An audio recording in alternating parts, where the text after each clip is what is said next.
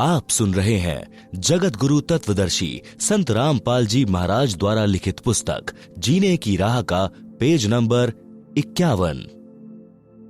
गरीबदास जी कहते हैं, गरीब नर से फिर पशुआ कीजे, गधा बैल बनाए, 56 भोग कहाँ मन बोरे, कुर्डी चरने जाए। गरीब तुमने उस दरगाह का महल ना देखा, धर्मराज के तिल तिल का लेखा। परंतु वह नाराज हो गया और बोला, तू गृहस्थी है, मैं बाल ब्रह्मचारी हूं, आप जाइए, एक साधु को शिक्षा देने आया है। कबीर राम नाम से खिज मरें, कुष्टी हो गल जाए, शुकर होकर जन्म ले, नाक डूबता खाए। भावार्थ, कबीर जी ने कहा है कि अभिमानी व्यक्ति राम नाम की चर्चा से खिज जाता है, फिर कोढ़ यानी कुष्ठ रोग लगकर गलकर मर जाता है। अगला जन्म सुअर का प्राप्त करके गंध खाता है। सुअर की नाक भी गंध में डूबी रहती है। इस प्रकार का कष्ट वह प्राणी उठाता है जो भक्ति नहीं करता या नकली संत बनकर जनता में फोकट महिमा बनाता है। हे हरलाल, मैंने उसके कान में बताया था कि वह दिन याद कर, मैंने क्या कहा था, आप माने नहीं थे। हे जीव, आपको इस किसान का कर्ज उतारना पड़ेगा। लठ खाकर उतार, चाहे राजी खुशी उतार, वैसे पीछा नहीं छूटेगा। उस बैल शरीरधारी नकली बाबा के बात समझ में आ गई है। यह पहले किसी जन्म में परमेश्वर कबीर जी का शिष्य बना था, परंतु फिर गिरी पंथ में चला गया था, जिस कारण से यह सुमार्ग त्याग कर जन्म मरण का कष्ट भोग रहा है। अब यह कभी नहीं बैठेगा। हरलाल जी गरीबदास जी के चरणों में गिर गए और कहा कि हे संत महाराज, मुझे अपना शिष्य बना लो, मैं तो घर बार त्याग कर आपके साथ रहूंगा। मेरी तो आंखें खुल गई। भक्ति बिना जीव कितना कष्ट उठाता है। संत गरीबदास जी ने यह वाणी बोली, गाड़ी बाहो घर रहो, खेती करो खुशहाल, साईं सिर पर राखिए सही भक्त हरलाल। भावार्थ, परमात्मा प्राप्ति के लिए घर त्यागने की आवश्यकता नहीं है। अपना खेती का कार्य तथा गाड़ी बहाने यानी ट्रांसपोर्ट का कार्य खुशी खुशी करो, घर पर रहो, परमात्मा की भक्ति जो मैं बताऊं वह करते रहो, आप सही भक्त कहलाओगे। आप सुन रहे हैं जगत गुरु तत्वदर्शी संत रामपाल जी महाराज द्वारा लिखित पुस्तक जीने की राह का पेज नंबर 52। गरीब नाम उठत नाम बैठत, नाम सोवत जागरे, नाम खाते नाम पीते, नाम सेती लागरे। यही प्रमाण यजुर्वेद अध्याय 40 के मंत्र 15 में है कि वायु अनिलम अथ इदम अमृतम भस्मंतम शरीरम, ओम कृतु स्मर किल्वे, स्मर कृतम स्मर। भावार्थ, संत गरीबदास जी ने कहा कि जो सत्य साधना के सत्य मंत्र मैं आपको दूंगा, उनका जाप खाते पीते जागते समय यानी सुबह सोकर उठो कुछ समय जाप करो, सोने से पूर्व कुछ समय जाप करो, बैठते समय फिर उठते समय परमात्मा का नाम जाप करो। इस प्रकार घर का कार्य भी होता है, स्मरण भी। जैसे गांव में देखते हैं कि लोग सारा सारा दिन ताश खेलते हैं, हुक्के पर वक्त जाया करते हैं, राजनीति की बातें या किसी व्यक्ति की निंदा की चर्चा या सांग सिनेमा देखने में समय नष्ट करते हैं। उस समय को परमात्मा की भक्ति तथा सत्संग चर्चा सुनने में सदुपयोग करें तो मोक्ष संभव है। श्री हरलाल जाट जी दीक्षा लेकर घर आया, घर वालों को सब बात बताई। उस नकली बाबा की यादगार यानी समाधि तोड़ फेंकी और पूरे परिवार को छुड़ानी ले गए। संत गरीबदास जी से दीक्षा दिलाई, अपना तथा अपने परिवार का कल्याण कराया। संत गरीबदास जी के आदेश से उस गोरे बैल को कभी गाड़ी या हल में नहीं जोता। उसको सब पशुओं से भिन्न कमरे में बांधकर अच्छा चारा खिलाया। संत गरीबदास जी ने बताया कि यह भक्त था, कर्म बिगड़ने से पशु बना है, इससे काम न लें। वह बैल 5 वर्ष जिया। भक्त हरलाल जी ने उसकी भक्त मानकर सेवा की, परमात्मा कबीर जी ने अपने भूले भटके भक्त की पशु जीवन में सहायता की। उसको फिर कभी मानव जन्म मिला तो और आगे उसके भाग्य में कोई पूरा गुरु मिला तो मुक्ति है, अन्यथा फिर 84 लाख योनियों में कष्ट तैयार है। भक्त हरलाल की संतान बेरी में आज भी इस घटना की साक्षी है। तंबाकू सेवन करना महापाप है। संत गरीबदास जी ने भक्त हरलाल जी से कहा कि आप जो भी दीक्षा लेते हैं, तंबाकू का हुक्का, बीड़ी, सिगरेट, चिलम आदि में डालकर भी कभी सेवन नहीं करना और अन्य नशीली वस्तुओं का प्रयोग न करना। भक्त ने कहा कि हे महाराज जी, तंबाकू तो लगभग सब किसान पीते हैं, इसमें क्या हानि है? उत्तर: संत गरीबदास जी ने बताया कि आपने रामायण तथा महाभारत की कथा तो सुनी होगी, उसमें हुक्का सेवन का कहीं वर्णन नहीं है। तंबाकू की उत्पत्ति बताऊं कैसे हुई है? आप सुन रहे हैं जगत गुरु तत्वदर्शी संत रामपाल जी महाराज द्वारा लिखित पुस्तक जीने की राह का पेज नंबर 53, तंबाकू की उत्पत्ति कथा। एक ऋषि तथा एक राजा साधु थे। एक दिन राजा की रानी ने अपनी बहन ऋषि की पत्नी के पास संदेश भेजा कि पूरा परिवार हमारे घर भोजन के लिए आए, मैं आपसे मिलना भी चाहती हूँ, बहुत याद आ रही है। अपनी बहन का संदेश ऋषि की पत्नी ने अपने पति से साझा किया तो ऋषि जी ने कहा कि साधु से दोस्ती अच्छी नहीं होती, तेरी बहन वैभव का जीवन जी रही है। राजा को धन तथा राज्य की शक्ति का अहंकार होता है, वे अपनी बेइज्जती करने को बुला रहे हैं, क्योंकि फिर हमें भी कहना पड़ेगा कि आप भी हमारे घर भोजन के लिए आना। हम उन जैसी भोजन व्यवस्था जंगल में नहीं कर पाएंगे। यह सब साधु जी का षड्यंत्र है। आपके सामने अपने को महान तथा मुझे गरीब सिद्ध करना चाहता है। आप यह विचार त्याग दें, हमारे न जाने में हित है। परंतु ऋषि की पत्नी नहीं मानी। ऋषि तथा पत्नी व परिवार राजा का मेहमान बनकर चला गया।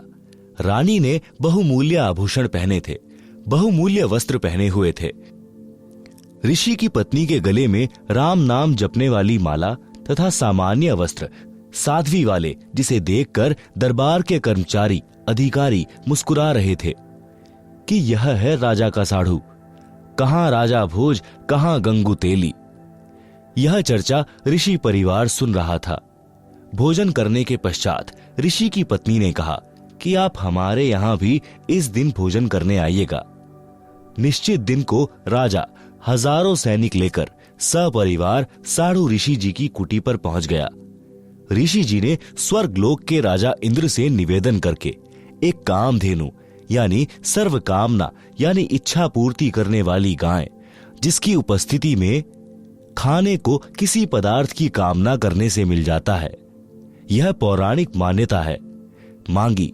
उसके बदले में ऋषि जी ने अपने पुण्य कर्म संकल्प किए थे।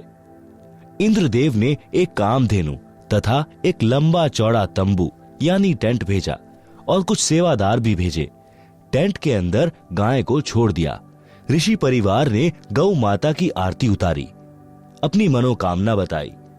उसी समय 56 प्रकार के भोग चांदी की परातों, टोकनियों, कड़ाहों में स्वर्ग से आए और टेंट में रखे जाने लगे। लड्डू, जलेबी, कचौरी, दही बड़े, हलवा, खीर, दाल, रोटी यानी मांडे तथा पूरी, बूंदी, बर्फी, रसगुल्ले आदि आदि से आधा एकड़ का टेंट भर गया। ऋषि जी ने राजा से कहा कि भोजन जीमो। राजा ने बेइज्जती करने के लिए कहा कि मेरी सेना भी साथ में भोजन खाएगी, घोड़ों को भी चारा खिलाना है।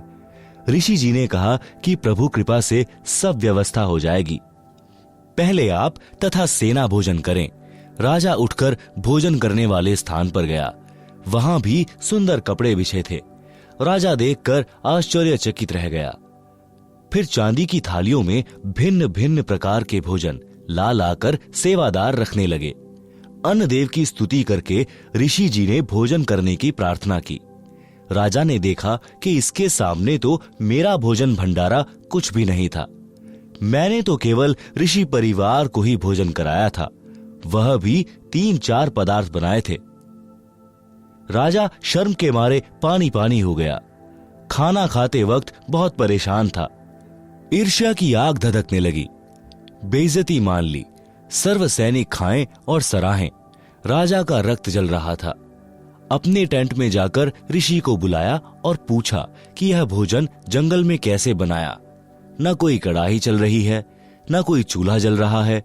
ऋषि जी ने बताया कि मैंने अपने पुण्य तथा भक्ति के बदले स्वर्ग से एक गाय उधारी मांगी है। उस गाय में विशेषता है कि हम जितना भोजन चाहें तुरंत उपलब्ध करा देती है। राजा ने कहा कि मेरे सामने उपलब्ध कराओ तो मुझे विश्वास हो। ऋषि तथा राजा टेंट के द्वार पर खड़े हो गए। अंदर केवल गाय खड़ी थी। द्वार की ओर मुख था। टेंट खाली था क्योंकि सबने भोजन खा लिया था। शेष बचा सामान तथा सेवक ले जा चुके थे। गाय को ऋषि जी की अनुमति का इंतजार था। राजा ने कहा कि ऋषि जी, यह गाय मुझे दे दो। मेरे पास बहुत बड़ी सेना है। उसका भोजन इससे बनवा लूंगा। तेरे किस काम की है? ऋषि ने कहा, राजन, मैंने यह गौ माता उधारी ले रखी है। स्वर्ग से मंगवाई है। मैं इसका मालिक नहीं हूं। मैं आपको नहीं दे सकता। राजा ने दूर खड़े सैनिकों से कहा कि इस गाय को ले चलो। ऋषि ने देखा कि साढ़ू की नीयत में खोट आ गया है। उसी समय ऋषि जी ने गौ माता से कहा कि गौ माता, आप अपने लोक, अपने धनी स्वर्गराज इंद्र के पास शीघ्र लौट जाएं। उसी समय कामधेनु टेंट को फाड़कर सीधी ऊपर को उड़ चली। राजा ने गाय को गिराने के लिए गाय के पैर में तीर मारा। गाय के पैर से खून बहने लगा और पृथ्वी पर गिरने लगा। गाय घायल अवस्था में स्वर्ग में चली गई। जहां जहां गाय का रक्त गिरा था वहीं वहीं तंबाकू उग गया। फिर बीज बनकर अनेकों पौधे बनने लगे। संत गरीबदास जी ने कहा है कि तमा प्लस खू यानी तमाखू। खू नाम खून का, तमा नाम गाय। 100 बार सौगंध इसे न पिए खाएं। आप सुन रहे हैं जगत गुरु तत्वदर्शी संत रामपाल जी महाराज द्वारा लिखित पुस्तक जीने की राह का पेज नंबर 54। भावार्थ। भावार्थ है कि फारसी भाषा में तमा गाय को कहते हैं, खू खून यानी रक्त को कहते हैं। यह तमाकू गाय के रक्त से उपजा है। इसके ऊपर गाय के बाल जैसे रूंग यानी रोम जैसे होते हैं। हे मानव, तेरे को 100 बार सौगंध है कि इस तमाकू का सेवन किसी रूप में भी मत कर। तमाकू का सेवन गाय का खून पीने के समान पाप लगता है। मुसलमान धर्म के व्यक्तियों को हिंदुओं से पता चला कि तमाकू की उत्पत्ति ऐसे हुई है। उन्होंने गाय का खून समझकर खाना तथा हुक्के में पीना शुरू कर दिया, क्योंकि गलत ज्ञान के आधार से मुसलमान भाई गाय के मांस को खाना धर्म का प्रसाद मानते हैं। वास्तव में हजरत मोहम्मद, जो मुसलमान धर्म के प्रवर्तक माने जाते हैं, उन्होंने कभी भी जीव का मांस नहीं खाया था। गरीबदास जी कहते हैं, नबी मुहम्मद नमस्कार है, राम रसूल कहाया, 1,80,000 को सौगंध जिन नहीं करद चलाया। अर्श कुर्श पर अल्लाह तख्त है, खालिक बिन नहीं खाली। वह पैगंबर पाक पुरुष थे, साहिब के अबदाली। आप सुन रहे हैं जगत गुरु तत्वदर्शी संत रामपाल जी महाराज द्वारा लिखित पुस्तक जीने की राह का पेज नंबर 55। भावार्थ। नबी मोहम्मद तो आदरणीय महापुरुष थे, जो परमात्मा के संदेशवाहक थे। ऐसे ऐसे 1,80,000 पैगंबर मुसलमान धर्म में यानी बाबा आदम से लेकर मोहम्मद तक माने गए हैं। वे सब पाक यानी पवित्र व्यक्ति थे, जिन्होंने कभी किसी पशु पक्षी पर करद यानी तलवार नहीं चलाई। वे तो परमात्मा से डरने वाले थे, परमात्मा के कृपा पात्र थे। बाद में कुछ मुल्ला काजियों ने मांस खाने की परंपरा शुरू कर दी, जो आगे चलकर धार्मिकता का अपवाद यानी बिगड़ा रूप बन गई। उसी आधार से सर्व मुसलमान भाई पाप को खा रहे हैं। फिर भ्रमित मुसलमानों ने तंबाकू का सेवन यानी खाना हुक्का बनाकर पीना प्रारंभ कर दिया। भोले हिंदू धर्म के व्यक्तियों ने उनकी चाल नहीं समझी। उनके कहने से तंबाकू का सेवन जोर शोर से शुरू कर दिया। वर्तमान में तो यह पंचायत का प्याला बन गया है, जो भारी भूल है, अज्ञानता का पर्दा है। इसे भूल कर भी सेवन नहीं करना चाहिए। संत गरीबदास जी ने फिर बताया है कि हे भक्त हरलाल जी, और सुन तमाकू के सेवन के पाप। पर द्वारा स्त्री का खोले, 70 जन्म अंधा हो डोले। मदिरा पीवे कड़वा पानी, 70 जन्म श्वान के जानी। मांस आहारी मानवा, प्रत्यक्ष राक्षस जान। मुख देखो न तास का, वो फिरे 84 खान। सुरापान मधमासाहारी, गमन करे भोगे पर नारी। 70 जन्म कटत हैं शीश, साक्षी साहिब है जगदीश। 100 नारी जारी करे, सुरापान 100 बार। एक चिलम हुक्का भरे, डूबे काली धार। हुक्का हरदम पीवते, लाल मिलावे धूर। इसमें संशय है नहीं, जन्म पीछले सूर। उपरोक्त वाणियों का भावार्थ। वाणी संख्या 1 में कहा है कि जो व्यक्ति अन्य स्त्री से अवैध संबंध बनाता है, उस पाप के कारण वह 70 जन्म अंधे के प्राप्त करता है। अंधा गधा गधी, अंधा बैल, अंधा मनुष्य या अंधी स्त्री के लगातार 70 जन्मों में कष्ट भोगता है। वाणी संख्या 2। कड़वी शराब रूपी पानी जो पीता है, वह उस पाप के कारण 70 जन्म तक कुत्ते के जन्म प्राप्त करके कष्ट उठाता है। गंदी नालियों का पानी पीता है। रोटी न मिलने पर गुह यानी टट्टी खाता है। वाणी संख्या 3। जो व्यक्ति मांस खाते हैं, वे तो स्पष्ट राक्षस हैं। उनका तो मुख भी नहीं देखना चाहिए, यानी उनके साथ रहने से अन्य भी मांस खाने का आदी हो सकता है, इसलिए उनसे बचें। वह तो 84 लाख योनियों में भटकेगा। वाणी संख्या 4, 5। सुरा यानी शराब पीने वाले तथा पर स्त्री को भोगने वाले, मांस खाने वालों को अन्य पाप कर्म भी भोगना होता है। उनके 70 जन्म तक मानव या बकरा बकरी, भैंस या मुर्गे आदि के जीवनों में सिर कटते हैं। इस बात को मैं परमात्मा को साक्षी रखकर कह रहा हूं, सत्य मानना। आप सुन रहे हैं जगत गुरु तत्वदर्शी संत रामपाल जी महाराज द्वारा लिखित पुस्तक जीने की राह का पेज नंबर 56। वाणी संख्या 6। एक चिलम भरकर हुक्का पीने वाले को देने से भरने वाले को जो पाप लगता है, वह सुनो। एक बार पर स्त्री गमन करने वाला, एक बार शराब पीने वाला, एक बार मांस खाने वाला पाप के कारण उपरोक्त कष्ट भोगता है। 100 स्त्रियों से भोग करे और 100 बार शराब पिए, उसे जो पाप लगता है, वह पाप एक चिलम भरकर हुक्का पीने वाले को देने वाले को लगता है। विचार करो, तंबाकू सेवन यानी हुक्के में, बीड़ी सिगरेट में पीने वाले, खाने वाले, करने वाले को कितना पाप लगेगा। इसलिए उपरोक्त सर्व पदार्थों का सेवन कभी न करो। वाणी संख्या 7। समाज के व्यक्तियों को देखकर कुछ व्यक्ति हुक्का या अन्य नशीली वस्तुएं सेवन करने लग जाते हैं।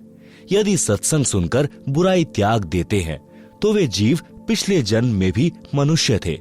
उनके अंदर नशे की गहरी लत नहीं बनती, परंतु जो बार बार सत्संग सुनकर भी तंबाकू आदि नशे का त्याग नहीं कर पाते, वे पिछले जन्म में सूअर के शरीर में थे। सूअर के शरीर में बदबू यानी बैड स्मेल सूंघने से तंबाकू की बदबू पीने सूंघने की गहरी आदत होती है। वे शीघ्र हुक्का व अन्य नशा नहीं त्याग पाते। वे अपने अनमोल मानव शरीर रूपी लाल को मिट्टी में मिला रहे हैं।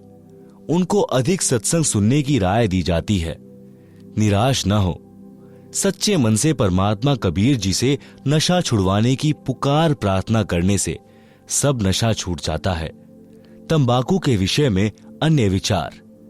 तंबाकू यानी हुक्का पीने वालों की स्थिति बताई है संत गरीबदास जी के ग्रंथ में अथ तंबाकू की बैत नामक अध्याय में।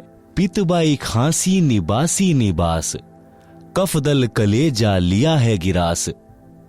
काला तमाखू अरु गोरा पिवाक, 10-20 लंगर जहां बैठे गुटाक। बाजे ने गुड़ गुड़ अरु हुक्के हजूम, कोरे कुबुद्धि बीसा है ना सूम। बाकी पगड़ी अरु बाकी ही ने, खुद डूबे अरु डुबोए है के। गुटाकड़ अटाकड़ मटाकड़ लहूर, एक बैठेगा अड़कर एक बैठेगा दूर। पीवे तमाखू पड़े करम मार, अमली के मुख में मूत्र की धार।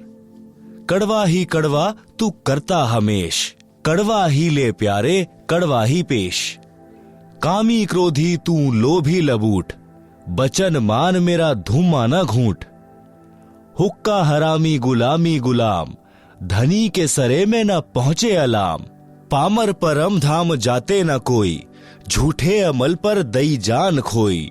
मुर्दा मजावर हरामी हराम, पीवे तमाखू सो इंद्री के गुलाम। अज्ञान नींद न सो उठ जाग, पीवे तमाखू गए फुटी भाग। भांग तमाखू पीवे ही, सुरा पान से हेत। गोसत मिट्टी खाए कर, जंगली बने प्रेत। पान तमाखू चाब ही सांस नाक में देत, सो तो अकार्थ गए जो भड़ भूजे का रेत। भांग तमाखू पी वही गोसत गला कबाब। मोर मृग को भगत है, देंगे कहा जवाब। भांग तमाखू पीवते चिस्मियों नाली तमाम, साहिब तेरी साहिबी जाने कहाँ गुलाम। गौ अपनी अम्मा है, इस पर छुरी न बाहे। गरीब दास घी दूध को सब ही आत्म खाए। आप सुन रहे हैं जगत गुरु तत्वदर्शी संत रामपाल जी महाराज द्वारा लिखित पुस्तक जीने की राह का पेज नंबर 57। भावार्थ। उपरोक्त वाणियों का भावार्थ है कि मानव शरीर को ऑक्सीजन की आवश्यकता है। उसके स्थान पर तंबाकू का धुआं यानी कार्बन डाइऑक्साइड प्रवेश करता है तो उनको खांसी रोग हो जाता है। पित्त तथा बाय यानी बाय का रोग हो जाता है।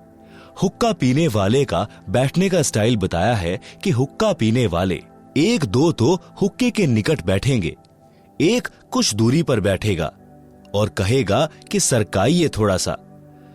दूसरे उसकी ओर हुक्का देंगे। फिर नै यानी नली जिससे धुआं खींचते हैं, गुरड़ गुरड़ बाजेगी।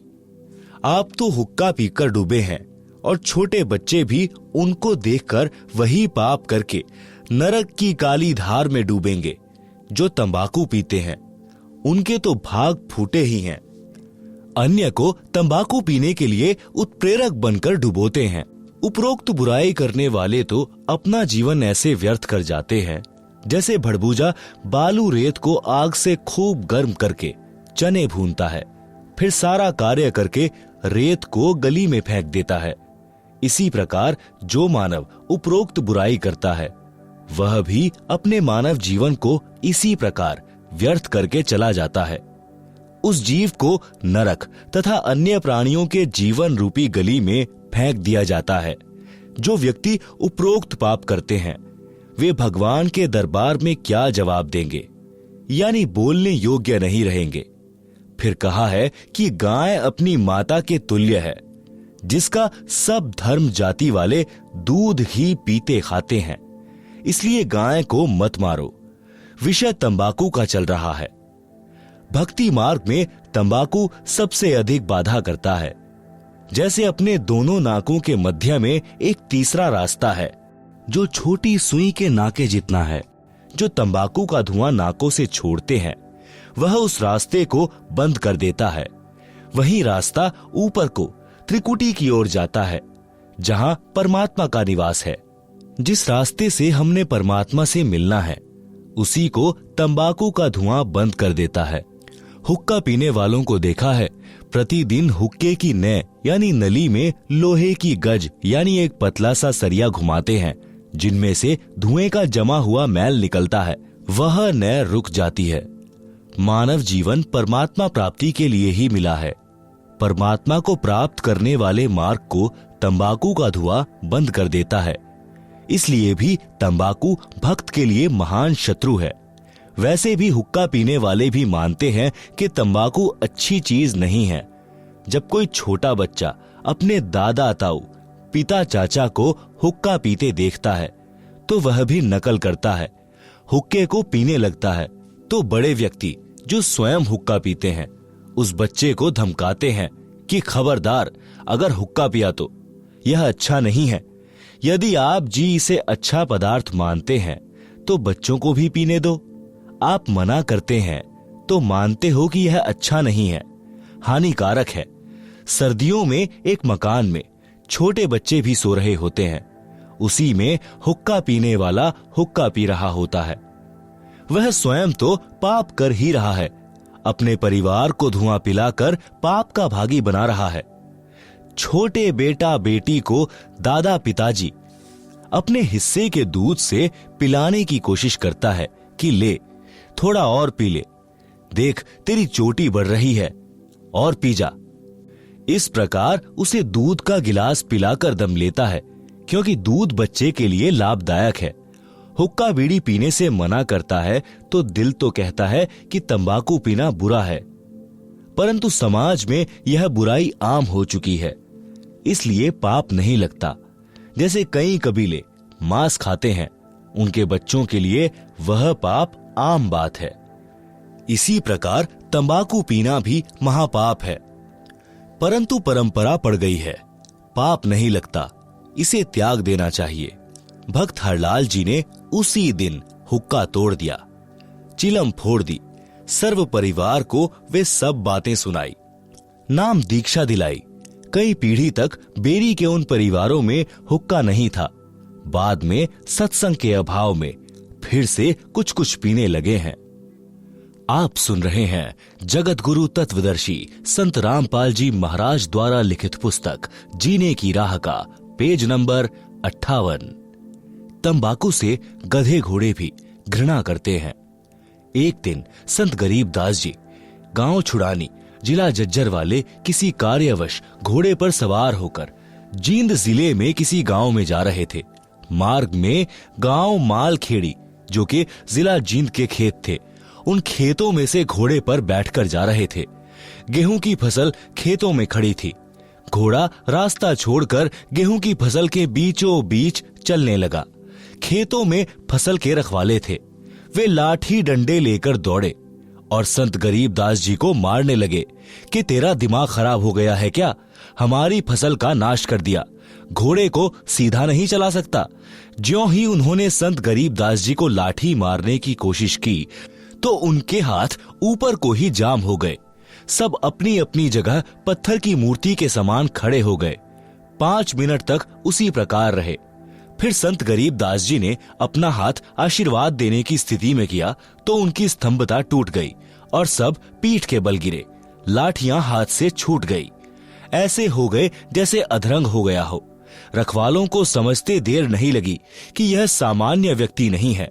सबने रोते हुए क्षमा याचना की। तब संत गरीबदास जी ने कहा कि भले पुरुषों, क्या राह चलते व्यक्ति के साथ ऐसा व्यवहार करते हैं? मारने को दौड़े हो, पहले तो यह जानना चाहिए था कि किस कारण से घोड़ा फसल के बीच में ले गए हो। वे किसान बोले, अब बताइए जी, घोड़ा किस कारण से फसल में चला गया था? संत गरीबदास जी ने पूछा कि इस खेत में इस फसल से पहले क्या बीज रखा था? उन्होंने बताया कि ज्वार बोई थी। उससे पहले क्या बोया था? उन्होंने बताया कि तंबाकू बीजा था। संत गरीबदास जी ने बताया कि उस तंबाकू की बदबू अभी तक इस खेत में उठ रही है। उसकी बदबू से परेशान होकर मेरा घोड़ा रास्ता त्याग कर दूर से जाने लगा। उस तंबाकू को आप पीते हो, आप तो पशुओं से भी गए गुजरे हो। सुन लो ध्यान से, इसके बाद इस गांव में कोई व्यक्ति हुक्का नहीं पिएगा, तंबाकू सेवन नहीं करेगा। यदि आज्ञा का पालन नहीं हुआ तो गांव को बहुत हानि हो जाएगी। उस समय तो सबने हाँ कर दी। संत के चले जाने के पश्चात बोले कि भर लेना हुक्टी। जब हुक्टी यानी छोटा हुक्का भरने लगे तो हाथ से चिलम छूटकर फूट गई। दूसरी हुक्टी की चिलम लाए, वह भी हाथ में ही चूर चूर हो गई। खेत में जितनी हुक्की थी सब टूट गई, चिलम भी फूट गई। रखवाले डर गए कि उस संत की लीला है। गांव गए तो गांव के सब हुक्के टूट गए, चिलम फूट गई। पूरे गांव में हड़कंप मच गया, भय का वातावरण हो गया। रखवाले गांव में आए तो कारण का पता चला। उस दिन के पश्चात गांव में वर्तमान तक हुक्का यानी तंबाकू सेवन कोई नहीं पीता। गांव का नाम है मालखेड़ी। आप सुन रहे हैं जगत गुरु तत्वदर्शी संत रामपाल जी महाराज द्वारा लिखित पुस्तक जीने की राह का पेज नंबर 59। हुक्का पीने वाले कहते हैं कि ले मेरे पास कड़वा तंबाकू है, यह भर ले चिलम में। दूसरा कहता है कि यह मेरे वाला अधिक कड़वा है। संत गरीबदास जी ने बताया है कि मृत्यु के उपरांत यम के दूत उस कड़वा तंबाकू पीने वाले के मुख में मूत देते हैं। कहते हैं कि तू अधिक कड़वा कड़वा तंबाकू पीना चाहता था, ले प्यारे कड़वा मूत पी ले। मूत्र की धार उसका मुख खोलकर मुख में लगाते हैं। संत गरीबदास जी ने यह तो एक लीला करके बुराई छुड़ाई थी। ज्ञान से जो प्रभाव पड़ता है वह सदा के लिए बुराई छुड़ा देता है। ज्ञान सत्संग से होता है। सत्संग सुनने की रुचि पैदा करो, सत्संग सुनो। निवेदन, उपरोक्त बुराई सर्वथा त्याग दें, इससे जीवन का मार्ग सुहेला हो जाएगा। नशा करता है नाश। नशा चाहे शराब, सुल्फा, अफीम, हीरोइन आदि आदि किसी का भी करते हो, यह आपका सर्वनाश का कारण बनेगा। नशा सर्वप्रथम तो इंसान को शैतान बनाता है, फिर शरीर का नाश करता है। शरीर के 4 महत्वपूर्ण अंग हैं, फेफड़े, जिगर, गुर्दे व हृदय। शराब सर्वप्रथम इन चारों अंगों को खराब करती है। सुल्फा यानी चरस दिमाग को पूरी तरह नष्ट कर देता है। हीरोइन शराब से भी अधिक शरीर को खोखला करती है। अफीम से शरीर कमजोर हो जाता है, अपनी कार्यशैली छोड़ देता है। अफीम से ही चार्ज होकर चलने लगता है। रक्त दूषित हो जाता है। इसलिए इनको तो गांव नगर में भी नहीं रखें। घर की बात क्या, सेवन करना तो सोचना भी नहीं चाहिए। एक व्यक्ति दिल्ली पालम हवाई अड्डे पर नौकरी करता था। सन 1997 की बात है। उस समय उसकी सैलरी 12,000 रुपए महीना थी। दिल्ली के गांव में यह दास यानी रामपाल दास सत्संग करने गया। वहां एक वृद्धा अपनी 3 पोतियों के साथ सत्संग वाले घर में आई, जो नाते में सत्संग कराने वालों की चाची थी। वह गांव के बाहरी क्षेत्र में प्लॉट में मकान बनाकर रहती थी। वह लड़का भी उसी का था जो दिल्ली हवाई अड्डे पर नौकर था। बहुत शराब पीता था, घर की ठौर बिटोड़ा बना रखा था। पत्नी बच्चों को पीटता था क्योंकि उसका प्रतिदिन शराब पीकर आना, पत्नी ने टोका टाकी करनी प्रतिदिन की महाभारत थी। पत्नी बच्चों को छोड़कर अपनी मां के घर चली गई। दादी ने बच्चों को संभाला, फिर स्वयं जाकर अपनी पुत्रवधू को समझा बुझाकर लाई। उस रात्रि में वह वृद्धा अपनी पुत्रवधू तथा पोतियों सहित आई थी। क्योंकि खुद के जेठ के घर सत्संग था, इसलिए आना पड़ा। सत्संग में प्रत्येक पहलू पर व्याख्यान देना होता है। पहले परमात्मा की भक्ति करने से लाभ तथा न करने से हानि बताई जाती है, जो पूरे विस्तार से बताई जाती है। उस दिन वह शराबी पहले घर गया। घर पर कोई नहीं मिला तो कुछ देर घर पर बैठा। फिर एक पड़ोसी ने बताया कि आपकी माताजी आपके ताऊ के घर पूरे परिवार को लेकर गई हैं। उनके यहाँ सत्संग हो रहा है, वहीं सबका खाना है। परमात्मा की करनी हुई, वह भी सत्संग में चला गया और सबसे पीछे बैठ गया क्योंकि शराब पी रखी थी। आप सुन रहे हैं जगत गुरु तत्वदर्शी संत रामपाल जी महाराज द्वारा लिखित पुस्तक जीने की राह का पेज नंबर 60। सत्संग वचन। सत्संग में बताया गया कि मानव जन्म प्राप्त करके जो व्यक्ति शुभ कर्म नहीं करता तो उसका भविष्य नरक बन जाता है। जो नशा करता है उसका वर्तमान तथा भविष्य दोनों नरक ही होते हैं। नशा इंसानों के लिए नहीं है, यह तो इंसान से राक्षस बनाता है। जो व्यक्ति पूर्व जन्म के पुण्य कर्मों वाले हैं, उनको इस जन्म में उन शुभ कर्मों के प्रतिफल में अच्छी नौकरी मिली है या अच्छा कारोबार है। यदि वर्तमान में शुभ कर्म, भक्ति व दान धर्म नहीं करोगे तो भविष्य के जन्मों में गधा, कुत्ता, सूअर, बैल बनकर धक्के व गंध खाओगे। जैसे मानव, स्त्री या पुरुष जीवन में पूर्व के शुभ कर्म अनुसार अच्छा भोजन मिला है, अच्छा मानव शरीर मिला है। जब चाहो खाना खाओ, प्यास लगे पानी पियो, इच्छा बने तो चाय दूध पियो, फल तथा मेवा यानी काजू बादाम खाओ।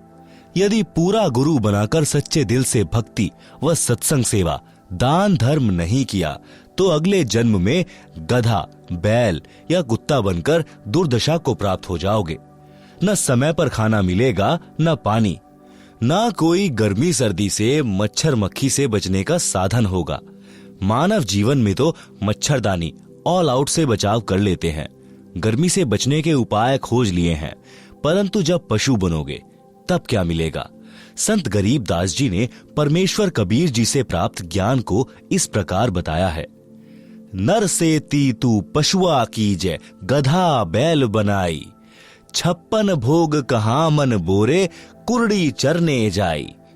भावार्थ, मानव शरीर छूट जाने के पश्चात भक्तिहीन तथा शुभ कर्महीन होकर जीव गधे, बैल आदि आदि की योनियों यानी शरीरों को प्राप्त करेगा। फिर मानव शरीर वाला आहार नहीं मिलेगा। गधा बनकर कुर्डी यानी कूड़े के ढेर पर गंध खाएगा। बैल बनकर नाक में नाथा यानी एक रस्सी डाली जाएगी, रस्से से बंधा रहेगा। न प्यास लगने पर पानी पी सकेगा, न भूख लगने पर खाना खा सकेगा। मक्खी मच्छर से बचने के लिए एक दुम होगी, उसको कूलर समझना, पंखा या मच्छरदानी समझना। जिन प्राणियों के अधिक पाप कर्म होते हैं, पशु जीवन में उनकी दुम भी कट जाती है। 1-1.5 फुट का डंडा शेष बचता है, उसे घुमाता रहता है।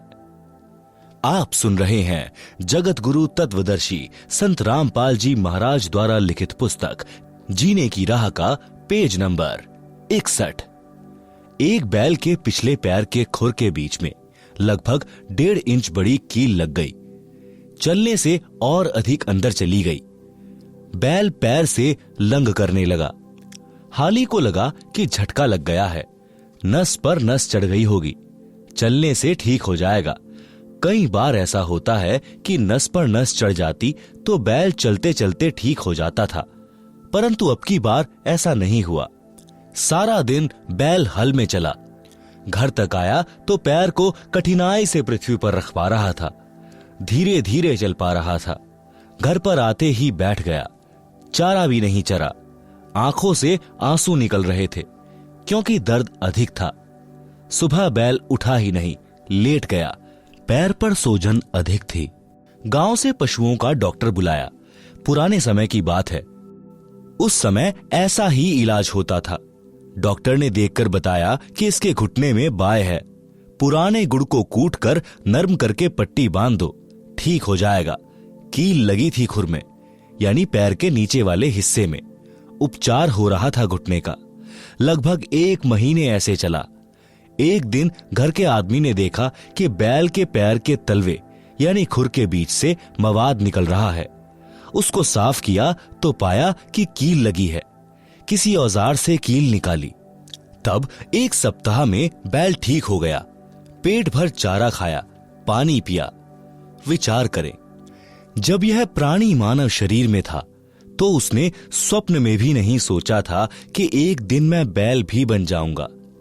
अब बोलकर भी नहीं बता पा रहा था कि दर्द कहां पर है। कबीर जी ने कहा है कि जिह्वा तो वो है भली जो रटे हरि नाम, ना तो काट के फेंक दियो मुख में भलो न चाम। भावार्थ, जैसे जीभ शरीर का बहुत महत्वपूर्ण अंग है, यदि परमात्मा का गुणगान तथा नाम जाप के लिए प्रयोग नहीं किया जाता है तो व्यर्थ है, क्योंकि इस जुबान से कोई किसी को कुवचन बोलकर पाप करता है। बलवान व्यक्ति निर्बल को गलत बात कह देता है, जिससे उसकी आत्मा रोती है, बद्दुआ देती है। बोलकर सुना नहीं सकता क्योंकि मार भी पड़ सकती है। यह पाप हुआ। फिर किसी की निंदा करके, किसी की झूठी गवाही देकर, किसी को व्यापार में झूठ बोलकर, ठग कर अनेकों प्रकार के पाप मानव अपनी जीभ से करता है। परमेश्वर कबीर जी ने बताया है कि यदि जीभ का सदुपयोग नहीं करता है, यानी शुभ वचन, शीतल वाणी, परमात्मा का गुणगान यानी चर्चा करना, धार्मिक सदग्रंथों का पठन पाठन तथा भगवान के नाम पर जाप स्मरण जीभ से नहीं कर रहा है तो इसे काट कर फेंक दो, कोरे पाप इकट्ठे कर रहा है। जीभ को काटने को कहना तो मात्र उदाहरण है जो सतर्क करने को है। कहीं जीभ काट कर मत फेंक देना। अपने शुभ कर्म, शुभ वचन शुरू करना।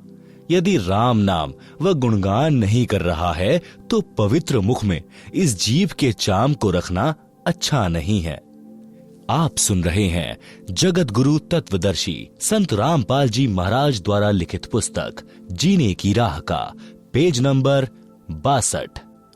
मानव शरीरधारी प्राणी को वर्तमान में यानी सन 1970 से विशेष सुविधाएं प्राप्त हैं, जिस कारण से दिनों दिन परमात्मा से दूर होता जा रहा है। उतनी ही गति से मानव के दुख निकट आ रहे हैं। वित्तीय स्थिति में सुधार है, परंतु मानसिक शांति समाप्त है। नशा इसका मुख्य कारण है। एक पिता नौकरी पर गया है। बच्चों की आशा होती है कि पिताजी आएंगे, कुछ आवश्यक वस्तुएं लाएंगे। पिताजी आते हैं तो छोटे छोटे बच्चे दौड़कर लिपटते हैं, प्यार पाते हैं। जिन बच्चों का पिता नशा करता है उनके घर में कलह का होना स्वाभाविक है।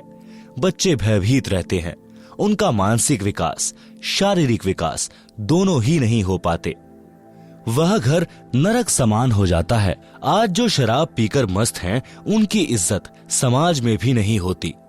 अगले जन्म में वह व्यक्ति कुत्ता बनेगा, टट्टी खाएगा, गंदी नाली का पानी पिएगा, फिर पशु पक्षी बनकर कष्ट पर कष्ट उठाएगा। इसलिए सर्व नशा व बुराई त्याग कर इंसान का जीवन जियो। सभ्य समाज को भी चैन से जीने दो। एक शराबी अनेकों व्यक्तियों की आत्मा दुखाता है। पत्नी की, पत्नी के माता पिता, भाई बहनों की, अपने माता पिता, बच्चों की, भाई आदि की। केवल 1 घंटे के नशे ने धन का नाश, इज्जत का नाश, घर के पूरे परिवार की शांति का नाश कर दिया। क्या वह व्यक्ति भविष्य में सुखी हो सकता है? कभी नहीं। नरक जैसा जीवन जिएगा। इसलिए विचार करना चाहिए, बुराई तुरंत त्याग देनी चाहिए। एक प्रश्न, किसने देखा है कि अगले जन्म में क्या होता है? उत्तर, उदाहरण के लिए एक समय एक अंधा व्यक्ति जंगल की ओर जा रहा था। आगे एक सज्जन व्यक्ति खड़ा था। उसने कहा कि हे सूरदास जी, इधर मत जाओ, यह रास्ता भयंकर जंगल में जाता है। खूंखार शेर, चीते आदि आदि जानवर रहते हैं। आप लौट जाइए। यदि अंधे ने नशा नहीं कर रखा होगा तो तुरंत मुड़ जाएगा। यदि नशे में है तो कहेगा कि किसने देखा है कि जंगल में भयंकर शेर, चीते, सर्प आदि जानवर रहते हैं, और यह कहकर अपने पथ पर बढ़ जाता है। विचार करें, अंधे को दिखाई नहीं देता और आंखों वाले की बात पर विश्वास नहीं करता, तो उसको कौन से तरीके से समझाया जाए? यदि नहीं मानता है तो उसकी वही दशा होगी जो आंखों वाला बता रहा था, शेर मार डालेंगे। इसी प्रकार संत जन आंखों यानी ज्ञान नेत्र वाले हैं। उन्होंने हमें बताया है जो ऊपर वर्णन किया गया है। हम ज्ञान नेत्रहीन अंधे हैं।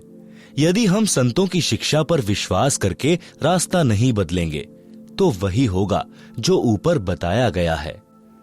नर से फिर पीछे तू पशुआ कीजे, गधा बैल बनाई, 56 भोग कहाँ मन बोरे, कुरड़ी चरने जाई। आप सुन रहे हैं जगत गुरु तत्वदर्शी संत रामपाल जी महाराज द्वारा लिखित पुस्तक जीने की राह का पेज नंबर 63। कुछ व्यक्ति तो यहां तक कह देते हैं कि देखा जाएगा जो होगा। उनसे निवेदन है कि गधा बनने के पश्चात आप क्या देखोगे, फिर तो कुम्हार देखेगा। इस प्रकार के प्रवचन सत्संग में अवश्य सुनाए जाते हैं। वह शराबी भी सत्संग में आ बैठा, क्योंकि घर पर कोई नहीं था, ताला लगा था। कुछ देर बाद नशा उतर गया और सब सत्संग सुनना पड़ा। उस दिन के पश्चात उस व्यक्ति ने कभी शराब नहीं पी और कोई नशा नहीं किया। दीक्षा ली, पूरे परिवार को दीक्षा दिलाई। हम यानी लेखक तथा साथ सत्संग में गए कुछ भक्त सुबह गांव के बाहर घूमने के लिए गए तो रास्ते में उस व्यक्ति यानी एयरपोर्ट वाले का घर था। गली में उसकी माताजी खड़ी थी। उसने कहा कि महाराज जी चाय पीकर जाना। गांव के भक्त ने बताया कि इनके घर अवश्य चलो, उजड़ा पड़ा है यह परिवार। साधु संतों के चरण पड़ने से घर पवित्र हो जाता है। हम सब उनके घर चले गए। हम कुल 5 जने थे। चारपाई आंगन में डली थी। मई का महीना था। वृक्ष की छाया थी। उसकी माताजी ने अपनी पुत्र वधू से कहा कि बेटी चाय बना। उस बेटी ने चूल्हे में आग जलाकर डेगची में पानी डालकर चाय बनाना शुरू कर दिया। आधे घंटे बाद हमने कहा कि चाय शीघ्र लाओ, हमने घूमने जाना है, फिर किसी अन्य गांव में सत्संग के लिए जाना है। परंतु फिर भी वह बेटी डेगची के नीचे आग जलाए जा रही थी। 2 बार कहा तो वह रोने लग गई। गांव का भक्त उठकर गया तो पता चला कि घर पर न चीनी है, न चाय पत्ती और न ही दूध है। उस व्यक्ति की माताजी भी रोने लगी। कहा कि उजड़े पड़े हैं महाराज, बचा सको तो बचा लो। वह व्यक्ति दीक्षा लेकर वक्त से अपनी ड्यूटी पर चला गया था। कुछ दिन के पश्चात हम दिल्ली में ही पंजाब खोड़ गांव में सत्संग कर रहे थे। वहां पर वह व्यक्ति अपनी माता तथा पत्नी व 3 बेटियों को कार में बैठाकर सत्संग में लाया। पहले एक टूटी सी मोटरसाइकिल थी। सब बच्चों ने सुंदर वस्त्र पहन रखे थे। कह रहे थे कि पिताजी अब मम्मी के साथ कभी नहीं लड़ते। सब तनख्वाह दादी जी को देते हैं। हम तो स्वर्ग में रहने लगे। दादी जी बोली कि उस दिन आपके ऐसे दर्शन हुए कि हम तो उजड़े बस गए। मैंने कहा कि माई, तेरा बेटा बुरा नहीं था। इसने ये अच्छे विचार कभी सुने ही नहीं थे। यदि पहले ये विचार सुनने को मिल जाते तो यह बुराई करता ही नहीं। यह सब परमेश्वर कबीर जी की कृपा है जो उस दिन यह सत्संग में आ गया और इसकी आत्मा का मैल साफ हो गया। आपका परिवार नरक से निकलकर स्वर्ग में निवास कर रहा है। परमात्मा की मर्यादा में रहना कभी कष्ट नहीं आएगा। भक्ति करते रहना, कई पीढ़ी का उद्धार हो जाएगा। इस प्रकार सत्संग से मानव उद्धार होकर विश्व में शांति, आपसी प्रेम बढ़ता है। सत्संग विचार अवश्य सुना करो। पढ़े भक्ति मर्यादा पृष्ठ 307 पर। आप सुन रहे हैं जगत गुरु तत्वदर्शी संत रामपाल जी महाराज द्वारा लिखित पुस्तक जीने की राह का पेज नंबर 64। माता पिता की सेवा व आदर करना परम कर्तव्य। प्रत्येक माता पिता की तमन्ना होती है कि मेरी संतान योग्य बने, समाज में बदनामी न ले, अच्छे चरित्र वाली हो, आज्ञाकारी हो, वृद्धावस्था में हमारी सेवा करे, हमारी बहू हमारे कहने में चलने वाली आए, समाज में हमारी इज्जत रखे, वृद्धावस्था में हमारी सेवा करे, प्यार से व्यवहार करे।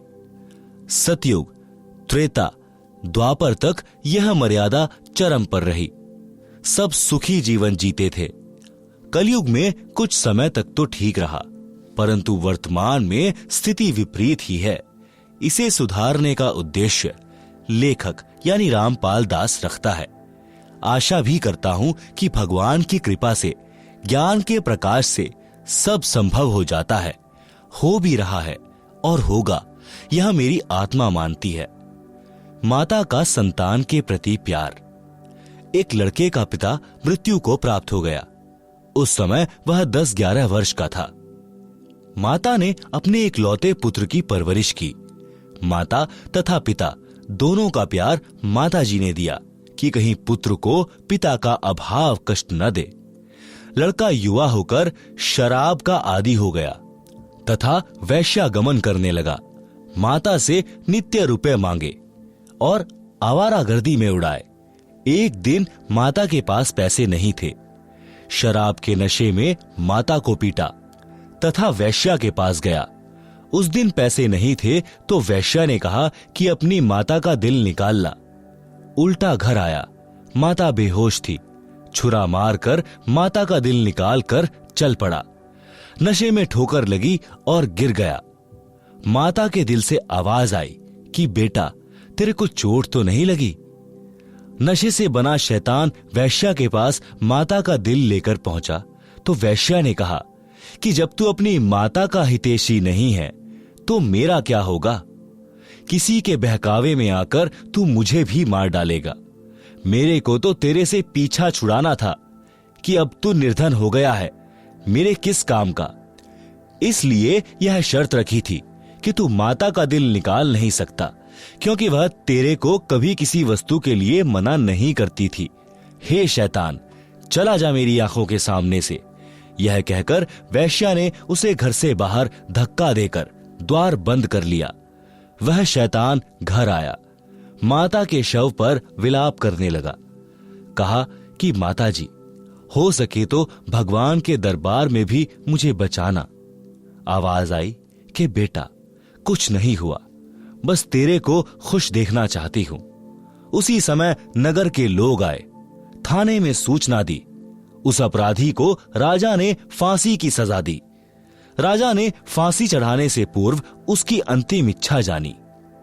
तो उस लड़के ने कहा कि कुछ नागरिकों को बुलाया जाए, मैं अपनी कारगुजारी को सबके साथ साझा करना चाहता हूं। नगर के व्यक्ति आए। उस लड़के ने अपना जुल्म कबूला और बताया कि मैंने उपरोक्त जुल्म किया।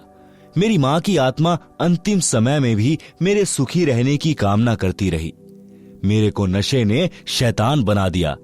मैंने वैश्यागमन करके समाज को दूषित किया। आप लोग मेरे से नसीहत लेना। जो घोर पाप मैंने अपनी माता जी को परेशान करके किया, कोई मत करना।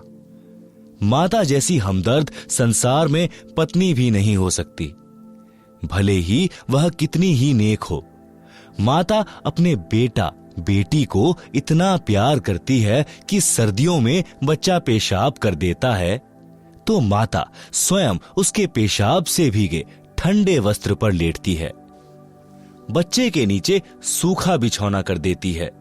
यदि बच्चा भूख से रो रहा होता है तो खाना बीच में छोड़कर उसे पहले अपना दूध पिलाकर शांत करती है। आप सुन रहे हैं जगत गुरु तत्वदर्शी संत रामपाल जी महाराज द्वारा लिखित पुस्तक जीने की राह का पेज नंबर 65। पिता बच्चों की हर संभव गलती क्षमा कर देता है। परमात्मा कबीर जी ने कहा है कि पिता अपने पुत्र पुत्री के सर्व अपराध क्षमा कर देता है।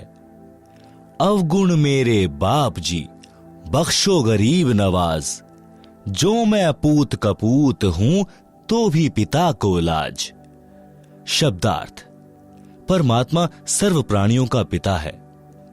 पिता में विशेषता होती है कि उसका बेटा बेटी अज्ञानता में गलती कर देते हैं और वे पिता से क्षमा याचना कर लेते हैं कि भविष्य में कभी गलती नहीं करेंगे, तो पिता उनको तुरंत क्षमा कर देता है।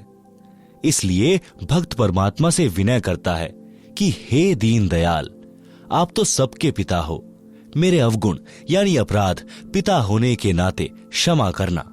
मैं कपूत यानी निकम्मा पुत्र भी हूं, तो भी आप पिता का कर्तव्य पालन करके क्षमा करना। राम भक्त की पत्नी का देहांत हो गया। उस समय उसका पुत्र 3 वर्ष का था। उस व्यक्ति की रिश्तेदारी में एक घटना ऐसी घटी थी जिसने उसको झंझोर कर रख दिया। कथा इस प्रकार है। उसके मामा जी अपनी बहन यानी राम भक्त की माता जी से लगभग 10 वर्ष बड़े थे। मामा जी के 2 पुत्र थे। राम भक्त की मामी जी का देहांत हो गया। मामी जी ने दूसरा विवाह कर लिया। दूसरी पत्नी को पुत्र हुआ। दूसरी पत्नी पहले वाली के पुत्रों से ईर्ष्या करने लगी। यह विचार किया कि 15 एकड़ जमीन है, 3 जगह बटेगी।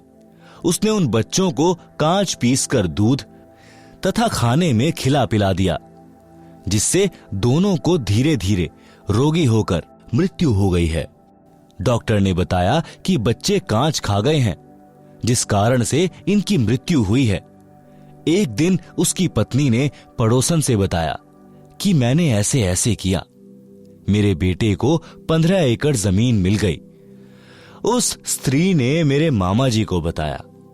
मामा जी छोटी मामी को बहुत प्यार करते थे और उस पर विश्वास करते थे। उन्हें विश्वास नहीं हो रहा था। एक दिन छोटी मामी अपने भाई से बता रही थी कि मैंने ऐसे ऐसे किया, तेरे भांजे को 15 एकड़ जमीन मिल गई। आप सुन रहे हैं जगत गुरु तत्वदर्शी संत रामपाल जी महाराज द्वारा लिखित पुस्तक जीने की राह का पेज नंबर 66। यह बात मेरा मामा भी सुन रहा था, क्योंकि वह खिड़की से बाहर स्वाभाविक खड़ा था। मामी का भाई बोला कि बहन, तूने जुल्म कर दिया, इस पाप को कहां रखेगी? आज के बाद मैं तेरी शक्ल देखने भी नहीं आऊंगा। मामा जी का दिमाग फटने को हो गया। घर त्याग कर अपनी बहन के घर पर आ गया, यानी हमारे यानी राम भक्त के घर पर जीवन व्यतीत किया। कुछ वर्ष के पश्चात छोटी मामी से जन्मा वह पुत्र भी मर गया। वह छोटी मामी किसी के साथ भाग गई। पता चला कि उस व्यक्ति ने उसके गहने छीनकर मारकर कुएं में डाल दिया। पुलिस को पता चला तो उस व्यक्ति को फांसी लगाई गई। इस सर्वनाश महाभारत को याद करके राम भक्त ने दूसरा विवाह नहीं किया। लड़के को अपने साथ रखता, हल जोतता था तो पुत्र को कंधे पर बैठा कर रखता था। थक जाता तो वृक्ष के नीचे लेटा देता, स्वयं खाना बनाता, स्वयं स्नान कराता, कपड़े साफ करता। जैसे तैसे लड़का जवान हुआ, विवाह कर दिया, फिर भी सब कार्य करता था। लड़का भी काम में हाथ बटाता था, परंतु कठिन कार्य स्वयं ही करता था।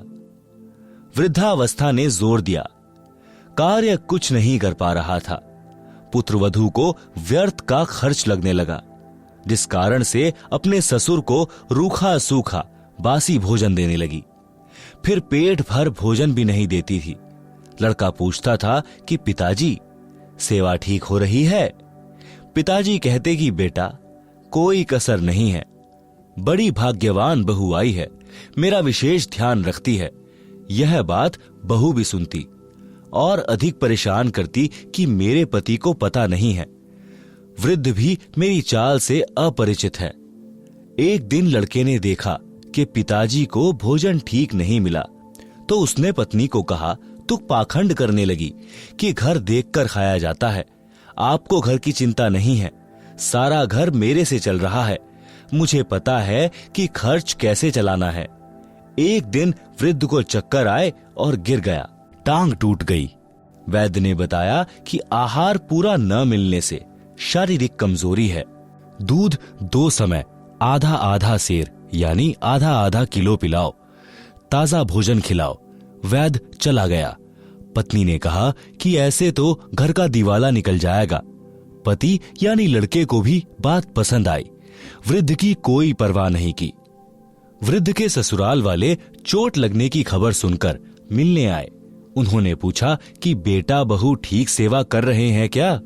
राम भक्त ने कहा कि पूछो ना, ऐसे पुत्र तथा पुत्रवधू सबको दे भगवान, मेरे को कोई कष्ट नहीं होने देते।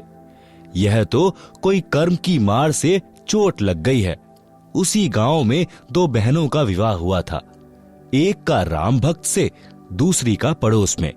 जब वे अपनी दूसरी लड़की के घर गए तो पता चला कि उस राम भक्त की कोई सेवा नहीं हो रही है। लड़का भी निकम्मा है। यह बात ससुराल वालों के गले नहीं उतरी, क्योंकि वे राम भक्त के मुख से सुनकर आए थे कि सेवा में कोई कसर नहीं है। वे कुछ समय बाद पुनः राम भक्त के घर गए तो उस समय वह बासी रोटी पानी में भिगो भिगो कर खा रहा था। यह देखकर उनको रोना आ गया। लड़के को बुलाया तथा कहा कि तेरे को शर्म नहीं आती? पता है तेरे को कैसे पाल पोष कर बड़ा किया है? लड़की की बहू भी आ गई। दोनों बोले कि हम तो ऐसे ही सेवा करेंगे। राम भक्त बोला कि आप जाओ, घर में झगड़ा ना कराओ। मेरी किस्मत में जो लिखा है वह मिल रहा है। मैं अपने पुत्र को दुखी नहीं देख सकता। राम भक्त की बुआ का लड़का राम निवास सत्संगी था।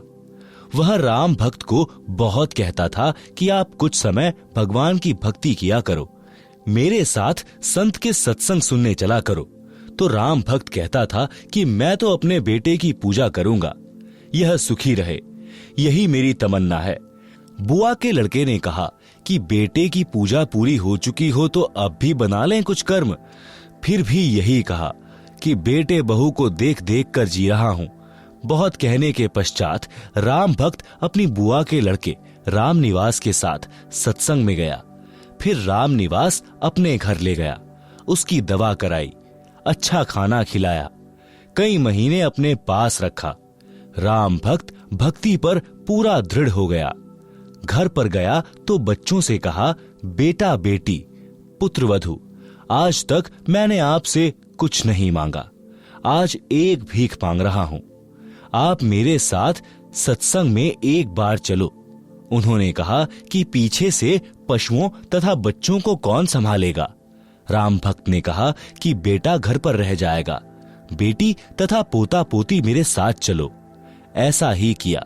जब उस पुत्रवधू ने सत्संग के वचन सुने, वहां आने वाले सब भक्तों की सेवा पुराने भक्त भक्तमती ऐसे कर रहे थे जैसे विशेष मेहमानों की घर पर करते हैं।